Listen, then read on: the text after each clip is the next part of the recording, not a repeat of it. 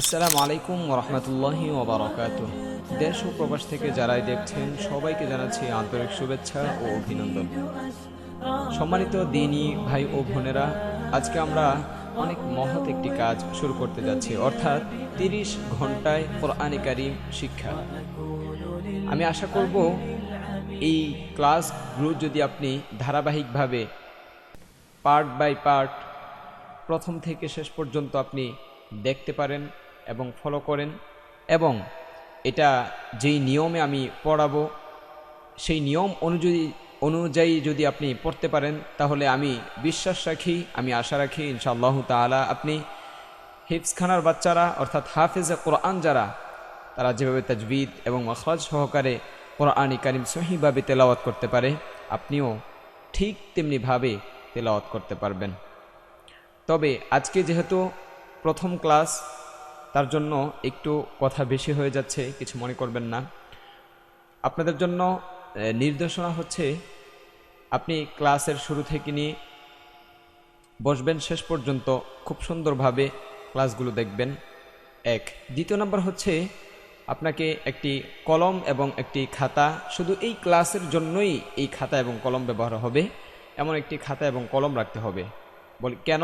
এই কলমটা এই জন্যই রাখতে হবে, কোন হরফটা কিভাবে উচ্চারণ হবে, কি হবে না হবে, কোন হরফ নিয়ে কিছু কথা থাকলে সে কথাগুলো আপনাকে, আমি যে কথাগুলো আমি নোট করতে বলবো সেই কথাগুলো নোট করতে হবে, তাজবিদগুলো, মাখরাজগুলো, এগুলো নোট করতে বলবো, ওইগুলো আপনাকে নোট করে রাখতে হবে। সো খাতা এবং কলম খুবই গুরুত্বপূর্ণ একটি বিষয়।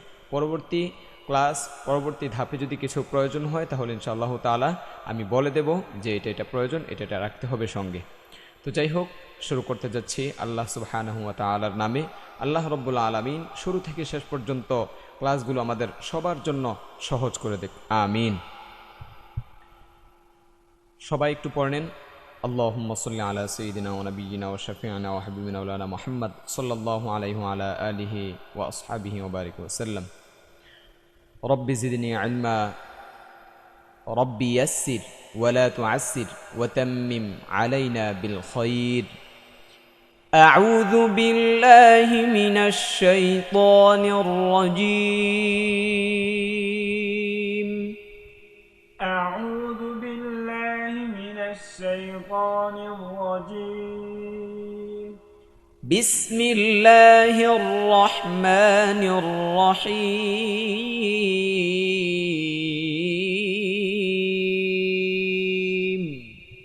بسم الله الرحمن الرحيم.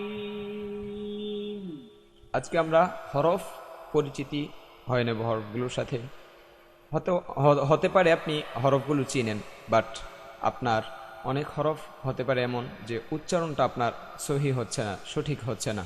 সো আমি যেইভাবে পড়বো, যে হরফটাকে যেইভাবে আদায় করতে বলবো, ঠিক ওইভাবে যদি আপনার 100 বার প্রয়োজন হয় সে হরফটাকে 100 বার পড়বেন, যদি আপনার 500 বার প্রয়োজন হয় সে হরফটাকে 500 বার পড়বেন, যদি 1000 বার প্রয়োজন হয় তারপরও আপনি ওই হরফটাকে আপনি বেশি বেশি করে পড়বেন। তবে মনে রাখতে হবে, প্রত্যেকটা হরফ কিন্তু আপনার ভুল হবে না। যেই হরফগুলো আপনার ভুল হবে, ওই হরফগুলো ওই খাতার মধ্যে আপনি দাগ করে নেবেন, মার্ক করে নেবেন। ওই হরফগুলোর প্রতি আপনি বেশি যত্নবান হবেন এবং ওই হরফগুলোর প্রতি আপনি বেশি বেশি করে মেহনত করবেন ওই হরফগুলোর ওপর। ঠিক আছে, ইনশাআল্লাহ তাআলা আমরা শুরু করতে যাচ্ছি। আলিফ, ألف আলিফ, ألف আলিফ। ألف. এটাকে পড়তে হবে হচ্ছে, দাঁতের দুইটা মাড়ি থাকে, নিচের অংশ এবং ওপরের অংশ। ওপরের অংশ, সামনের ওপরের দুই দাঁতের আগা নিচের ঠোঁটের পেটের সাথে লাগবে, অর্থাৎ নিচের ঠোঁটটাকে একটু ভিতরের দিকে নিয়ে যাবেন হাতে ধরে।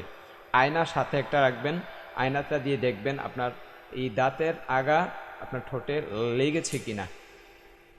আলিফ, ألف আলিফ। ألف শেষে ফা, বাতাসটা বের করে রাখতে হবে আর বাতাসটা চালু রাখতে হবে। আলিফ, ألف আলিফ। ألف. বা, با বা। با. এটা উচ্চারণ করার সময় আপনার ঠোঁটটা স্বাভাবিক অবস্থায় থাকবে। আবারও বলছি, ঠোঁটটা স্বাভাবিক অবস্থায় থাকবে এবং একালিফ টান হবে, ঠোঁটটা ভিতরের দিকে চলে যাবে না।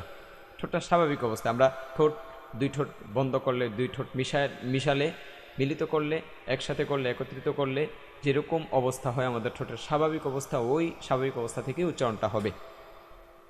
বা, ba, আলিফ, alif, বা।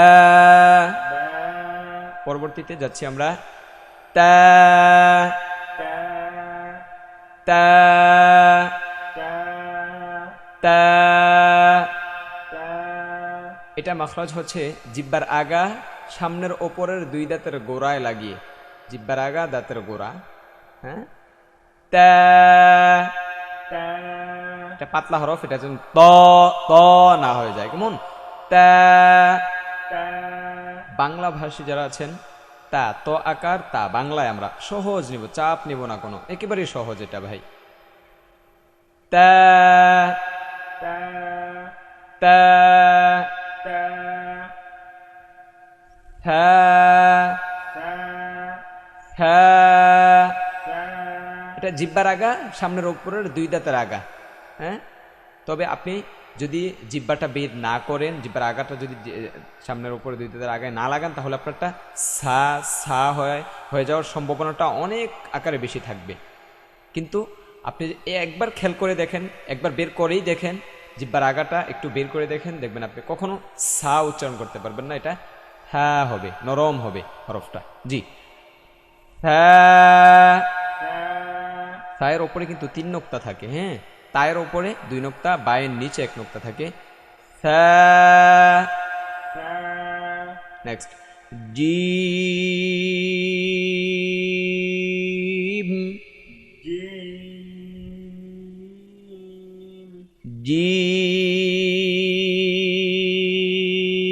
jim, gym. jim,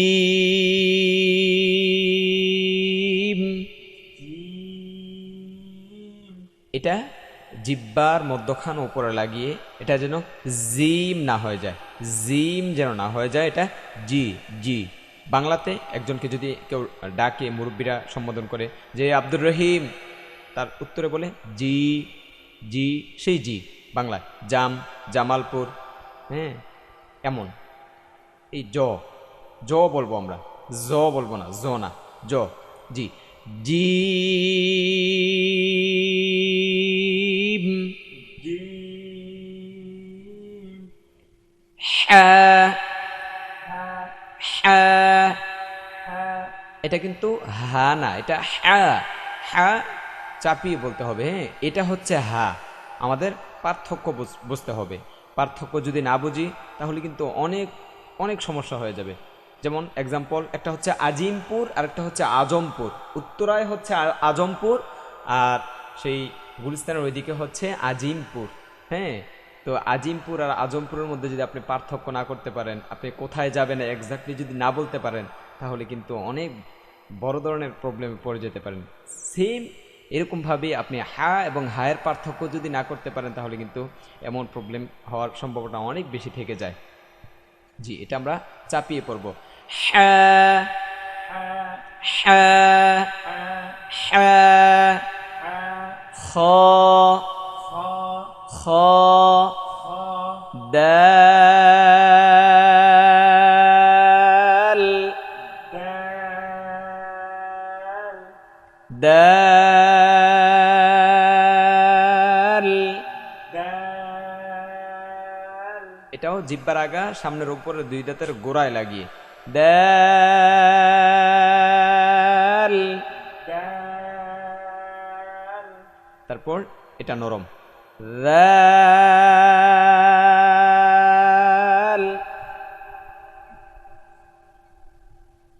dal, দা, জিব্বার আগা সামনের উপরে দুই দাঁতের আগায় লাগিয়ে দা, দাল। dal, নট জাল না, দা, দা, জিব্বার আগা সামনের উপরে দুই দাঁতের আগায় লাগিয়ে দা, দা। এই থায়ের মাখরাজ, থা, দাল, একই মাখরাজের। জি, দাল। dal, হ্যাঁ, তারপর র, ra, র, ra, র, ra, এ র না, হ্যাঁ, র, এরো না, এটা বাংলায় র র র শুধু র را র را র را তারপর জা زا জা زا এটা এটার সাথে এই যে জিমের সাথে এটার দ্বন্দ্ব লাগে, হ্যাঁ এটার সাথে এটা মিশে যায় না। জিম হচ্ছে যা যা, এটা হচ্ছে যা যা, হ্যাঁ এটা দুটা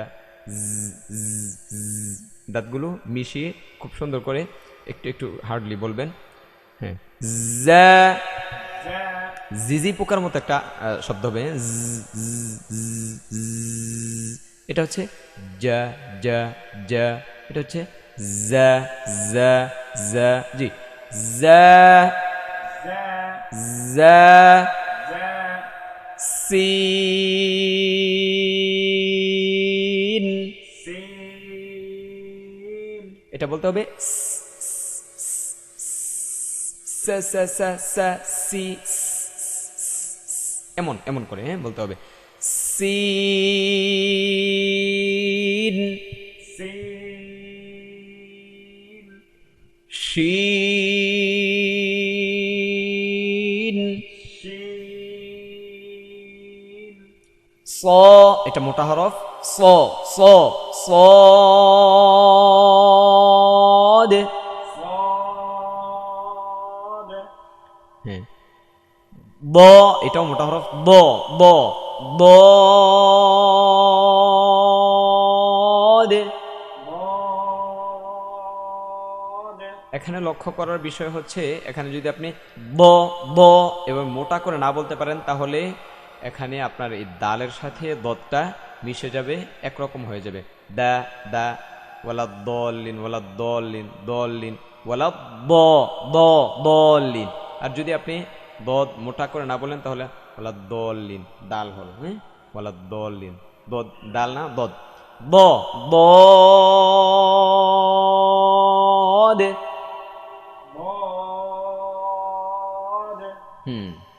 দ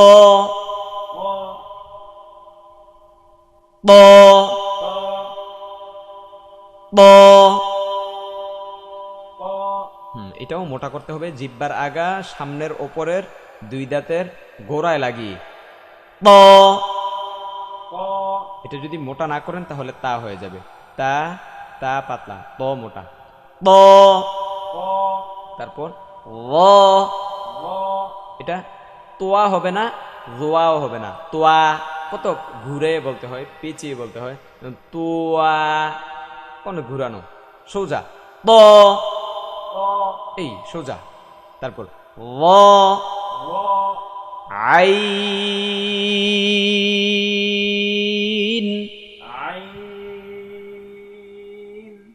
এটা হায়ের মাখরাজ থেকে আ গলাটা চাপিয়ে হাও গলা চাপিয়ে আইন আইন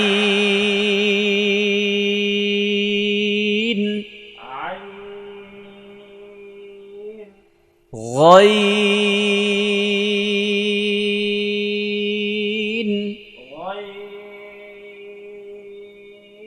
গইন এবং খ হলকের মধ্যখান হতে উচ্চারিত, হলকের শেষ হইতে উচ্চারিত হয় ৩ নম্বর মাখরাজ। এই গইন এবং খ দুইটাই একই মাখরাজ। তারপর ফা, ফা ফা যদি না আসে তাহলে আলিফ থেকে, দেখেন একটা সহজ কৌশল, আলিফ ফা, আলিফ থেকে টান দিয়ে আনতে হবে, যার হয়ে যায় তাহলে তো আলহামদুলিল্লাহ ওয়েল হয়ে গেল, ফা সরাসরি হয়ে গেল। যদি না হয় তাহলে এইভাবে ট্রাই করতে পারেন, আলিফ ফা। এটা নিচের ঠোঁটের পেট কিন্তু, হ্যাঁ এই ওপরের দাঁতের সামনের ওপরের দুই দাঁতের আগা নিচের ঠোঁটের পেটে লাগাতে হবে। ফা ক ক ক কফ,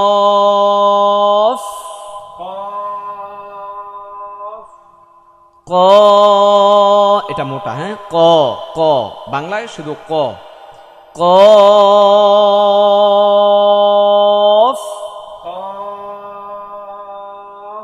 নেক্সট কাফ,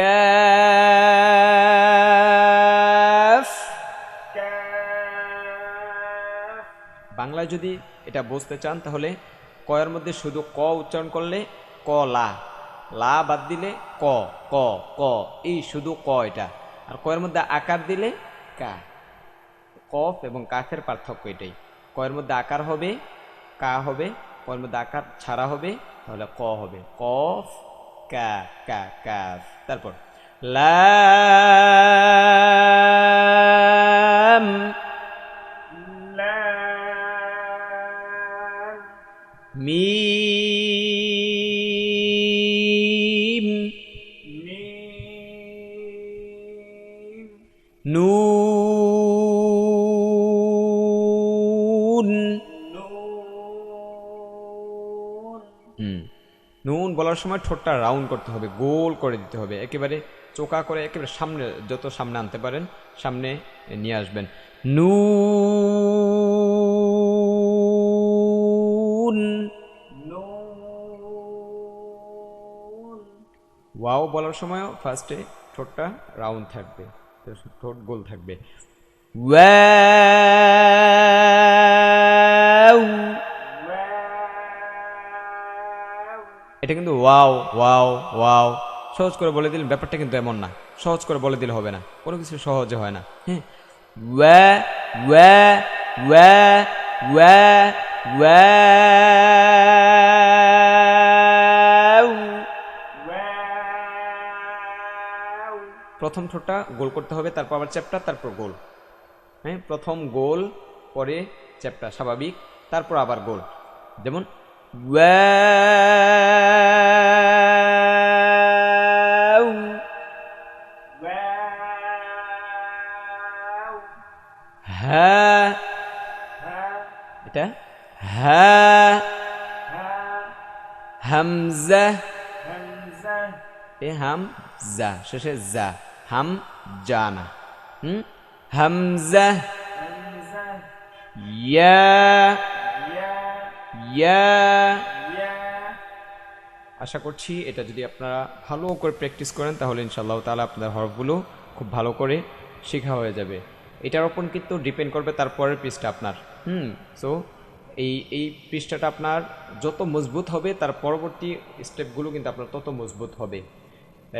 যদি উদাহরণসহ বলতে যাই তাহলে একটা বিল্ডিং যখন বানানো হয়, একটা ভবন যখন বানানো হয়, তখন তার ফাউন্ডেশনটা যত মজবুত হবে ওই বিল্ডিংটা তত মজবুত হবে, তত হার্ডলি হবে।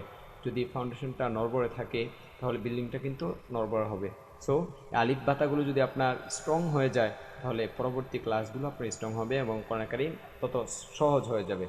তো আরেকটু হার্ড করতেছি, যেহেতু এটা আপনারা পড়েছেন এই জন্য আপনাদের কাছে ইজি লাগতেছে, তাহলে আরেকটু হার্ড করতেছি। এটা অনেক উঁচু মাপের পড়া, এটা যদি আপনি ক্যাপচার করতে পারেন মনে করবে যে আপনি সাকসেস। জি, আমরা একটু করব, পার্থক্যগুলোকে শুধু জাস্ট আমরা পড়ব এখন। হায়ের সাথে হায়ের পার্থক্য।